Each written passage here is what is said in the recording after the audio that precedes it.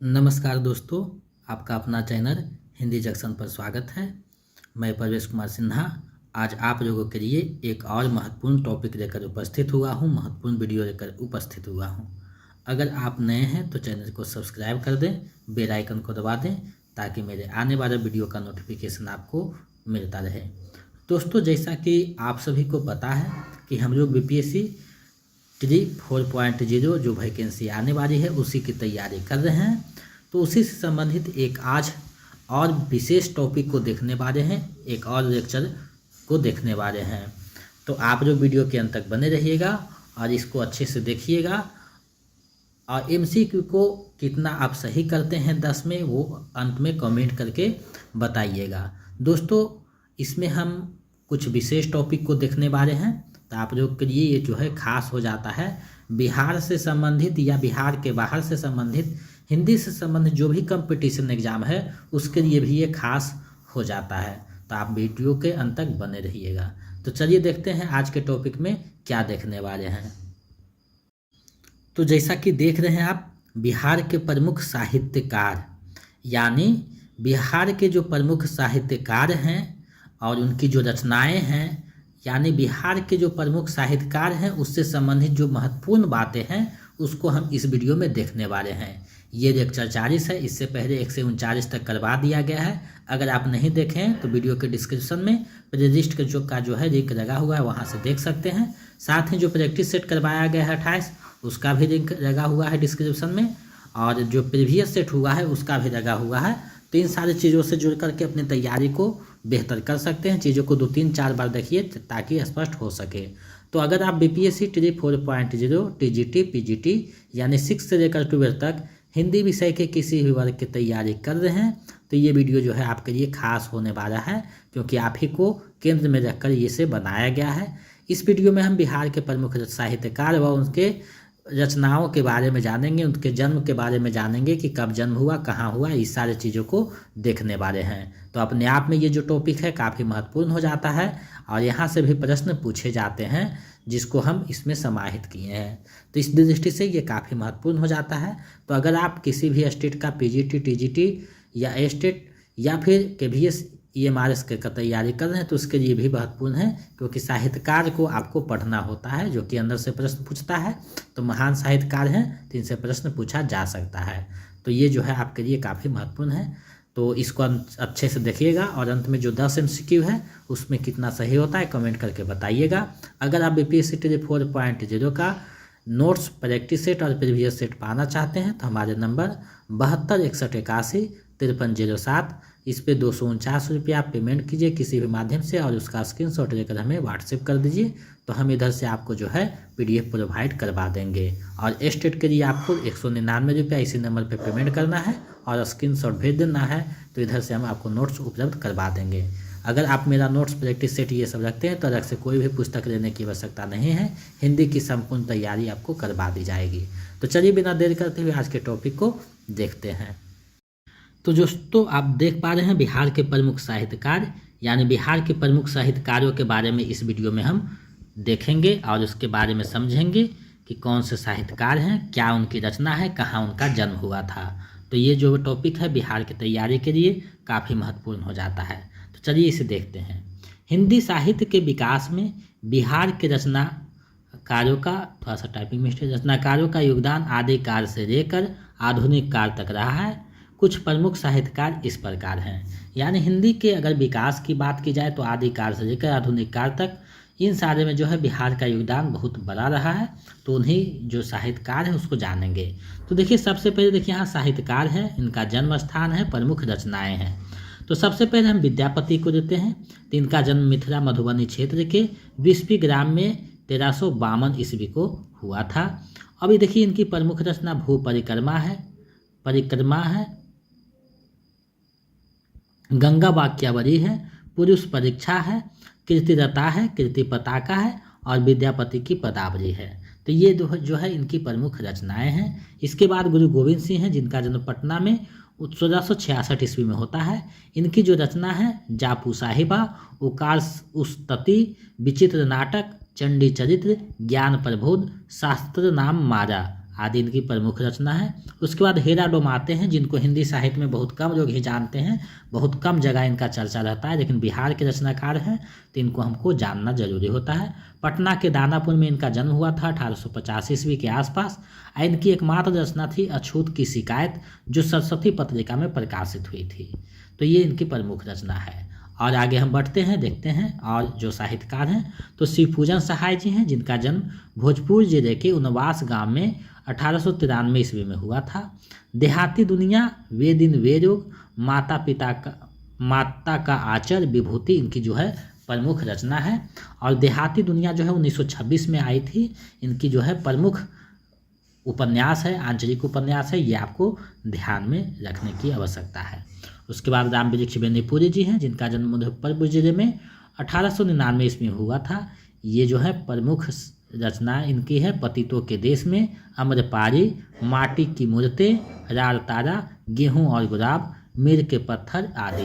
तो जो है ये संस्मरण और रेखाचित्र के लिए जो है प्रसिद्ध है राम वृक्ष बेनीपुरी, जिनकी माटी की मूर्तें, गेहूं और गुलाब, ये दोनों जो है रचना काफ़ी प्रसिद्ध हुआ था। उसके बाद है मोहनलाल महतो वियोगी, जो गया जिले में 1902 ईस्वी में जन्म लिए थे। इनकी जो प्रमुख रचना है निर्माल्य, एकतारा, रजकन, रेखा, आरती के दीप, कल्पना आदि इनकी प्रमुख रचना है। उसके बाद जनार्दन प्रसाद झा द्विज हैं, भागलपुर, थोड़ा सा टाइपिंग मिस्टेक हुआ है, भागलपुर जिले के रामपुरडीह ग्राम में 1905 में इनका जन्म हुआ था। इनकी प्रमुख रचना है अनुभूति, अंतर्ध्वनि, किसरय, मृदुदर, मधुमयी आदि। अब देखिए किसरय के नाम से जो है आप बिहार में जब CRT हिंदी का बुक पढ़िएगा तो उनकी किताब का नाम दिया गया है किसरय। तो यहीं से ये संबंधित है, क्योंकि बिहार के रचनाकार थे और उनकी रचनाओं को संग्रहित किया गया है उसमें, तो किसरय नाम दिया गया था। लक्ष्मी नारायण सुधांशु जी हैं, जिनका जन्म पूर्णिया जिले के चंदवा रूपसपुर ग्राम में 1907 ईस्वी को हुआ था। भर्तृ प्रेम, गुलाब की कली, काव्य में अभिवेदनावाद, जीवन के तत्व और काव्य के सिद्धांत इनकी प्रमुख रचनाओं में एक है। उसके बाद रामधारी सिंह दिनकर है, जो हिंदी साहित्य में बहुत प्रसिद्ध हुए। तो बेगूसराय जिले के सिमरिया नामक ग्राम में 1908 ईस्वी में इनका जन्म होता है। इनकी प्रमुख रचनाओं में रेणुका, हुंकार, कुरुक्षेत्र, रश्मि रथी, चक्रव्यूह, उर्वशी, संस्कृति के 4 अध्याय, शुद्ध कविता की खोज। तो ये जो है इनकी प्रमुख रचनाओं में से एक है। तो आपको पता है उर्वशी के लिए इन्हें जो है ज्ञानपीठ पुरस्कार भी दिया गया था। उसके बाद आते हैं नागा अर्जुन। तो देखिए नागा अर्जुन भी हिंदी साहित्य में विशेष स्थान रखते हैं, जो यात्रा नाम से प्रसिद्ध थे। अब दरभंगा जिले के तरौनी ग्राम में 1911 में इनका जन्म होता है। अब इनसे संबंधित जो रचना है तो युग धारा है, सतरंगे पंखों वाली है, प्यासी पथराई आँखें, तालाब की मछलियाँ, खिचड़ी विप्लव देखा मैंने, भस्मांकुर। तो ये इनकी जो है प्रमुख रचनाएं हैं। उसके बाद अरसी प्रसाद सिंह जी हैं, जिनको आप स्टेट में भी पढ़े थे। एरौता ग्राम में 1911 में इनका जन्म हुआ था। नंददास इनकी रचना है, रजनीगंधा, आरण्य, उदय, प्रेमगीत, जीवन और यौवन, सोने का झरना। उसके बाद है खोटा सिक्का। तो ये जो है इनकी प्रमुख रचना है आरसी प्रसाद सिंह जी का। उसके बाद जो है जानकी बल्लभ शास्त्री जी आते हैं, जिनका जन्म गया जिले के मैगरा ग्राम में 1916 ईस्वी में हुआ था। अब देखिए इनकी प्रमुख रचना में मेघगीत है, अंकुर है, अवंतिका है, रूप अरूप है, तीर तरंग है, 2 तिनकों का घोसला, बांसों का झुरमुट। तो ये इनकी प्रमुख रचना है। उसके बाद और आगे बढ़ते हैं तो नरेंद्र बिलोचन शर्मा जी हैं, जो पटना के बदरघाट में 1916 में इनका जन्म हुआ था। और ये जो हैं नकेनवाद चलाए थे। बिहार के 3 रचनाकार जो है वो मिल करके चलाए थे, लेकिन नरेंद्र बिलोचन शर्मा को ज़्यादा प्रसिद्धि मिला, तो इसलिए यहाँ उसका जो है एग्जाम में पूछता है तो आपको समाहित किया गया है। आपको एग्जाम की दृष्टि से पढ़ना है, क्योंकि हम लोग को विद्वान नहीं बनना है, बुद्धिमान बन के एग्जाम निकालना है। ये बात अब दिमाग में रखिएगा। तो हम लोग एग्जाम की दृष्टि से पढ़ेंगे ताकि एग्जाम अच्छे से निकल सके। तो देखिए नरेंद्र बिलोचन शर्मा का जो रचना है साहित्य का इतिहास है, साहित्य का इतिहास दर्शन, साहित्य तत्व और आलोचना, विष के दांत तथा अन्य कहानियाँ। तो विष के दांत जो है इनकी प्रमुख कहानी है, जो बराबर आपको एग्जाम में कहीं ना कहीं देखने को मिलते हैं, आपको परेशान करते हैं। उसके बाद और आगे बढ़ते हैं तो फणीश्वर नाथ रेणु जी आते हैं। तो फणीश्वर नाथ रेणु का जन्म जो है अररिया जिले के अरोही हिंगना ग्राम में 1921 ईस्वी में हुआ था। फणीश्वर नाथ रेणु जो है हिंदी साहित्य में अपनी एक विशाल जो है हस्ती हैं। तिनकी जो रचना है प्रति परिकथा है, जुलूस है, परटू बाबू रोड है, मेरा आंचल है, ये सारे जो हैं 4 उपन्यास है। उसके बाद ठुमरी, अग्निखोर, अच्छे आदमी, आदिम रात्रि की महक, ये सारे जो है इनकी कहानी है। उसके बाद और आगे बढ़ते हैं तो राजकमल चौधरी आते हैं, जिनका जन्म उत्तरी बिहार के रामपुर हवेली ग्राम में 1929 ईस्वी को हुआ था।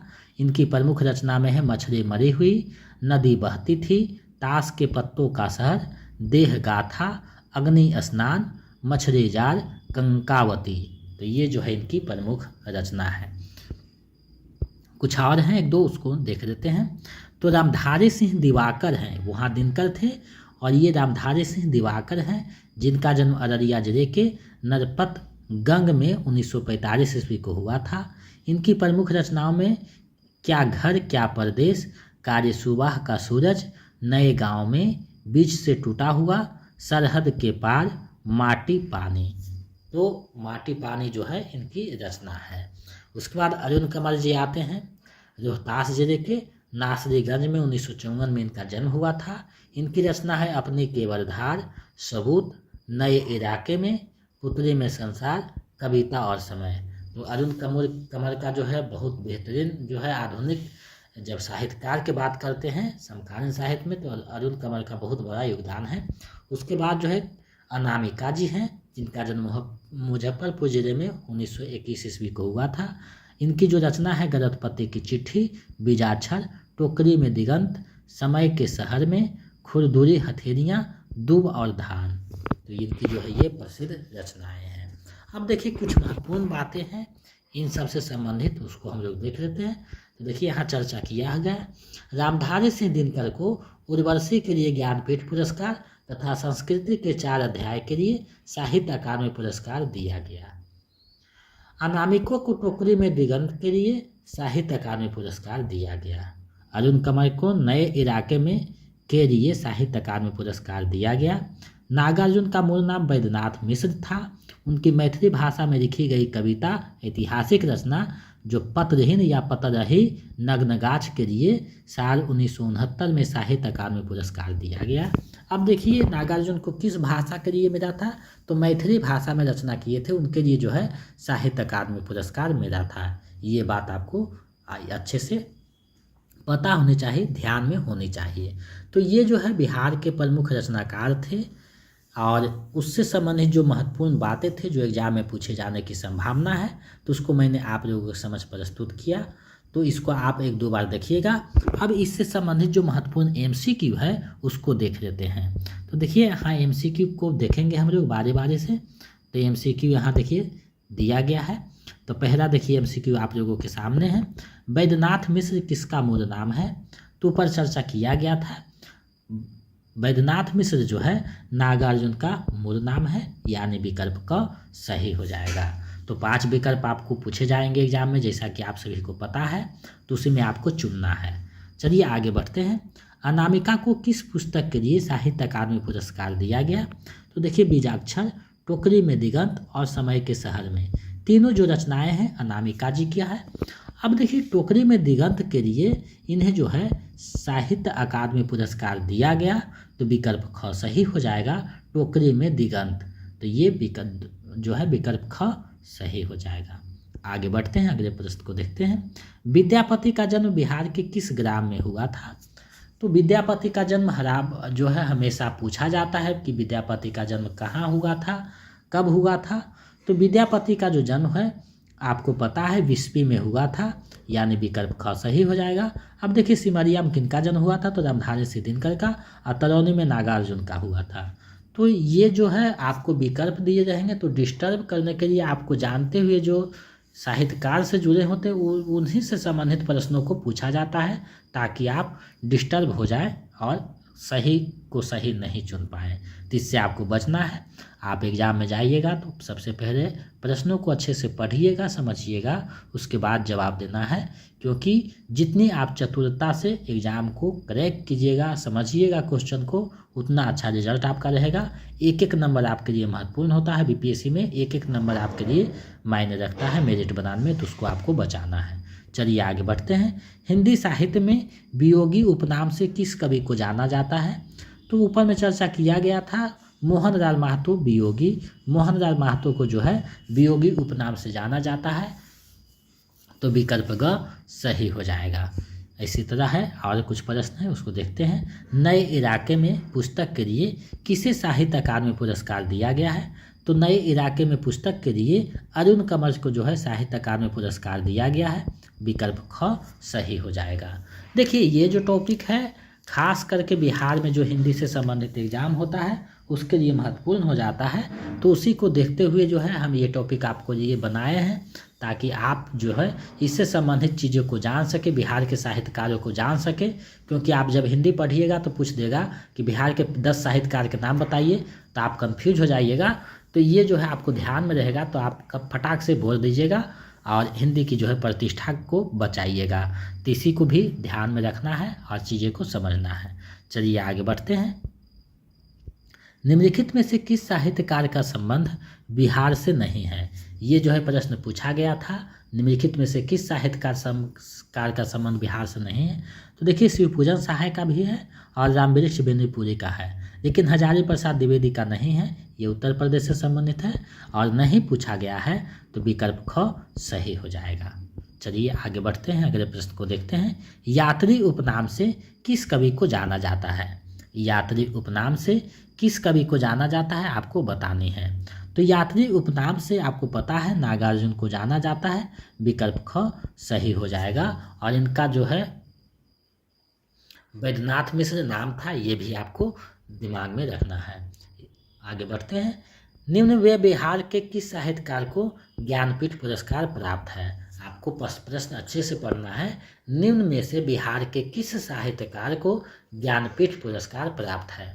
तो बिहार के किस साहित्यकार, यानी वो बिहार के होना चाहिए। तो आपको पता है महादेवी वर्मा को भी मिला है, गेय को मिला है और रामधारी सिंह दिनकर को भी मिला है। तो यहाँ बिहार के किस साहित्यकार को, यानी बिहार के जुड़े हैं, तो रामधारी सिंह दिनकर इसका सही आंसर हो जाएगा। रामधारी सिंह दिनकर बिहार के रचनाकार थे, जिनको ज्ञानपीठ पुरस्कार उर्वशी पुस्तक के लिए दिया गया था। अब देखिए ये प्रश्न काफ़ी कन्फ्यूजन बना है, आप लोग पढ़िएगा कि बिहार के किस साहित्यकार को ज्ञानपीठ पुरस्कार दिया गया। आपको लगेगा महादेवी वर्मा भी है, गेय भी है, रामधारी सिंह दिनकर, उपयुक्त में से एक से अधिक हो जाएगा। लेकिन यहाँ चर्चा कर रहा है बिहार के किस साहित्यकार को, यानी वो बिहार के होने चाहिए, तो रामधारी सिंह दिनकर है, विकल्प ग सही हो जाएगा। तो इस तरीका से भी प्रश्न पूछा जाता है। चलिए आगे बढ़ते हैं, देखते हैं। बिहार के किस कवि को जीवन और यौवन का कवि कहा जाता है? तो जीवन और यौवन का कवि आरसी प्रसाद सिंह को कहा जाता है, विकल्प का सही हो जाएगा। चलिए आगे बढ़ते हैं। 10वां प्रश्न है, देहाती दुनिया किसका प्रसिद्ध उपन्यास है? तो देहाती दुनिया जो उपन्यास है वो आपको पता है शिवपूजन सहाय का प्रसिद्ध उपन्यास है, जो 1926 में प्रकाशित हुआ था। तो इतनी बातें आपको ध्यान में रखना है, ताकि आपका कहीं से भी कोई प्रश्न पूछे तो गलत ना हो। तो आपका इस 10 MCQ में कितना सही हुआ है हमें कमेंट करके बताइएगा, ताकि हम समझ सकें कि आप जो है बिल्कुल सही बनाते हैं और मेरे साथ जुड़े हुए थे। तो इसमें कितना सही हुआ है कमेंट करके बताइएगा, और हम आशा करते हैं कि आप सभी का सही हुआ होगा, 9-10 तो ज़रूर हुआ होगा। और इसी तरह जो है हिंदी जंक्शन पे जुड़िए, अपने तैयारी को बेहतर कीजिए। तो आज जो है बिहार के साहित्यकार के बारे में आप लोगों को बताया, हमें पूरा विश्वास है कि आपकी तैयारी को गति प्रदान करेगा और जो है संपूर्णता घट रही उसको संपूर्णता की ओर ले जाएगा। अब देखिए दो टॉपिक और बचा हुआ है, एक में हिंदी में प्रथम जो है वो और एक विविध करके बनाएंगे। तो 2 टॉपिक हिंदी साहित्य का बचा हुआ है, उसके बाद सोमवार से जो है आपका व्याकरण का क्लास होगा। और इसी तरह जो है व्याकरण का क्लास चलेगा टॉपिक बाई जो एक एक टॉपिक में आपको समाहित किया जाएगा।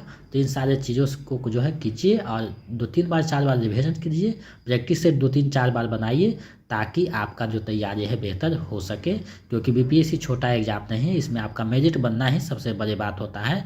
ए स्टेट तो क्वालिफाई पेपर था, जिसमें एक सीमित नंबर ला करके आपको पास करना था, लेकिन इसमें आपको मेरिट बनाना है तो ज़्यादा मेहनत करनी होगी।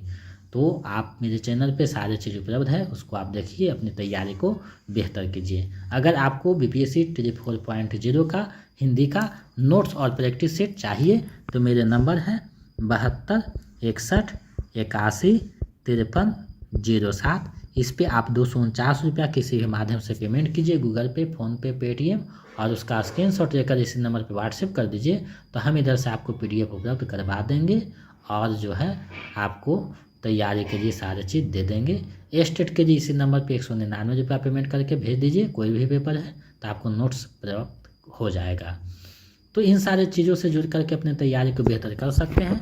और अगर मेरे चैनल पे आप हिंदी देख रहे हैं तो अलग से जो है क्वालिफाई पेपर आपको पढ़ना है, उसके लिए तैयारी करने की आवश्यकता नहीं है, वो भी इसी का आप में जो है आपका तैयारी इसी से हो जाएगा, अलग से नहीं पढ़ना है। तो इन सारी चीज़ों से जुड़ करके अपनी तैयारी को बेहतर कीजिए और अपने लक्ष्य को प्राप्त कीजिए। हिंदी जंक्शन के माध्यम से 4000 प्लस बच्चों ने अपने लक्ष्य को प्राप्त किया है, आगे आप भी अपने लक्ष्य को प्राप्त कर सकते हैं। तो मेरे साथ अपना इतना कीमती समय देने के लिए, अब मेरे साथ जुड़ने के लिए, मुझ पर विश्वास करने के लिए बहुत बहुत धन्यवाद। अगर आप नए हैं तो चैनल को सब्सक्राइब करके बेल आइकन को दबा दें। मिलते हैं एक नए वीडियो में, आज के लिए इतना ही। जय हिंद।